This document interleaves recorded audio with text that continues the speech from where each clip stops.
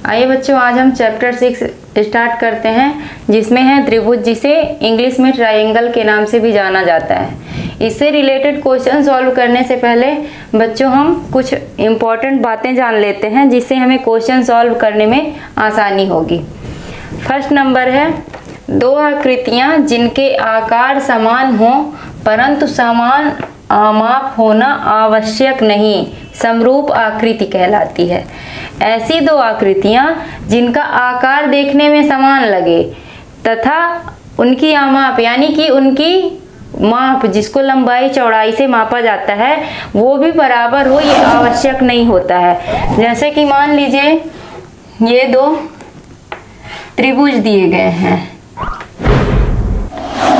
ये देखने में एक समान लग रहे हैं, यानी दोनों त्रिभुज देखने में, दो आकृतियां जिनके आकार समान हो, मतलब देखने में आकार समान लग रहा है, परंतु समान आमाप होना आवश्यक नहीं है। यानी कि जितनी इसकी लंबाई होगी उतनी इसकी होगी, जितनी इसकी होगी उतनी इसकी होगी, या इन दोनों की लंबाइयां चौड़ाइयां आपस में बराबर होंगी, ये आवश्यक नहीं है। ऐसी आकृतियां जो हैं समरूप आकृतियां कहलाती हैं। समरूप से डायरेक्टली मीन्स निकल रहा है कि समान रूप, यानी देखने में समान लगे लेकिन उसकी लंबाई चौड़ाई यानी कि उसकी माप बराबर होगी, ये आवश्यक नहीं है।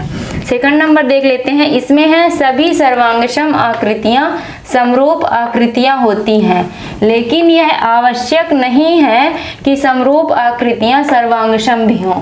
यानी कि जो सर्वांगसम आकृतियां होती हैं वो समरूप होंगी। सर्वांगसम से तात्पर्य है कि जिसके सभी अंग समान हो, यानी अगर ये दो त्रिभुज आपस में सर्वांगसम हैं तो इनकी आपस में तीनों भुजाएं या तीनों कोण बराबर होंगे। लेकिन यह जरूरी नहीं है कि जो समरूप दिखे, जैसा कि अभी हमने आपको बताया था कि आकार में समरूप दिखे, तो जरूरी नहीं है कि वो सर्वांगसम होगा। सर्वांगसम का मतलब होता है कि जिसके सभी अंग समान यानी कि बराबर हो आपस में। यानी हम ये कह सकते हैं सभी सर्वांगसम आकृतियां समरूप यानी समरूप हो सकती हैं, लेकिन यह आवश्यक नहीं है कि जो समरूप आकृतियां हैं वह सर्वांगसम हो, यानी उसके सभी अंग बराबर हो, यह आवश्यक नहीं है। थर्ड नंबर पे देखते हैं, इसमें है दो समरूप त्रिभुजों के संगत कोण बराबर होते हैं तथा उनकी संगत भुजाएं समानुपाती होती हैं।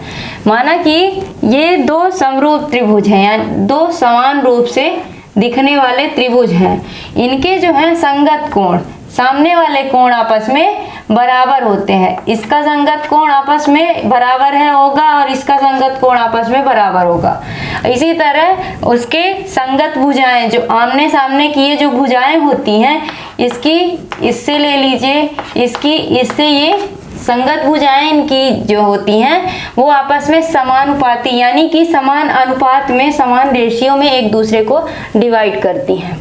नेक्स्ट नंबर है, यदि किसी त्रिभुज की एक भुजा के समांतर अन्य दो भुजाओं को भिन्न भिन्न बिंदुओं पर प्रतिच्छेद करने के लिए एक रेखा खींची जाए तो ये अन्य दो भुजाओं को एक ही अनुपात में विभाजित करती है, या ये दो अन्य भुजाएं जो प्रतिच्छेद करने पर प्राप्त होती हैं वो एक ही अनुपात में विभाजित हो जाती हैं, यानी उन दोनों भुजाओं का जो अनुपात है वह एक ही हो जाता है। यदि किसी त्रिभुज की एक भुजा के समांतर, यदि किसी त्रिभुज की, जो बोल रहा है वो आप देख लीजिए यहाँ पे, यदि किसी त्रिभुज की एक भुजा के समांतर अन्य दो भुजाओं को, एक भुजा के समांतर अन्य दो भुजाओं को भिन्न भिन्न बिंदुओं पर प्रतिच्छेद करने के लिए एक रेखा खींची जाए, माना कि ये रेखा खींची जा रही है, तो ये अन्य दो भुजाएं एक ही अनुपात में विभाजित हो जाती हैं।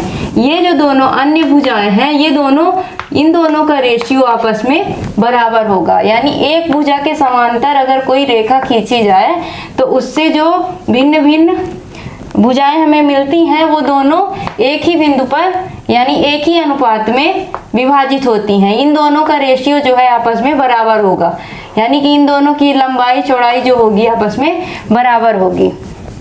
नेक्स्ट नंबर देखते हैं, इसमें है एक समकोण त्रिभुज में कर्ण का वर्ग शेष दो भुजाओं के वर्गों के योग के बराबर होता है। ये पाइथागोरस प्रमेय से हम जानते हैं। आप जानते हैं बच्चों पाइथागोरस प्रमेय से कि कर्ण का वर्ग बराबर लंब का वर्ग प्लस आधार का वर्ग होता है। तो हम ये कह सकते हैं एक समकोण त्रिभुज में, समकोण त्रिभुज जैसे